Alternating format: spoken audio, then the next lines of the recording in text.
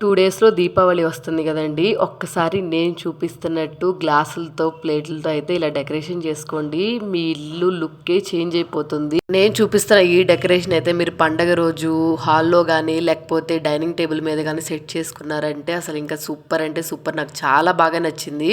First ఒక హారతి పళ్ళెం లాంటి ప్లేట్ అయితే తీసుకొని దాని మీద చిన్న సైజ్ కానీ కొంచెం పెద్ద సైజ్ కానీ ఒక గ్లాస్ అయితే సెట్ చేసుకొని చుట్టూ అయితే ఇట్లా ఫ్లవర్స్ అయితే డెకరేషన్ చేసుకోండి. మధ్యలో అక్కడక్కడైతే ఇట్లాగా వాటర్ దియస్ అయితే పెట్టుకున్నాను నేను. మీరు నార్మల్ గా వెలిగించే దీపాలు ఉంటాయి కదా, అవైనా పెట్టుకోవచ్చు. నెక్స్ట్ అక్కడక్కడ మధ్యలో కొంచెం నీట్ గా కనిపించడానికి అయితే రెడ్ కలర్ రోజ్ ఫ్లవర్స్ ఉంటాయి కదా, అవైతే పెటల్స్ అయితే తీసేసి పెటల్స్ అయితే పెట్టుకున్నాను.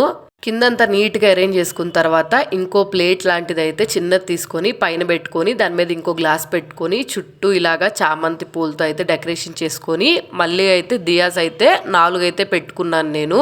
మీరు నీట్గా స్టెప్గా అరేంజ్ చేసుకునేటప్పుడు కొంచెం గ్లాస్ పడిపోకుండా ఉన్నది జాగ్రత్తగా ఉంది చూసుకున్నారంటే ఇంకా ఈ డెకరేషన్ సెట్ అసలు మీకు. నేనంతా ఈ లేయర్ అంతా అరేంజ్ చేసుకున్న తర్వాత పైన అయితే ఇంకో ప్లేట్ పెట్టుకొని దాని మీద అయితే red colour rose flowers petals ఉంటాయి కదా, అవైతే అరేంజ్ చేసుకొని నీట్గా మళ్ళీ దీని మీద ఒక దియా అయితే పెట్టుకున్నాను వాటర్ పోసుకొని.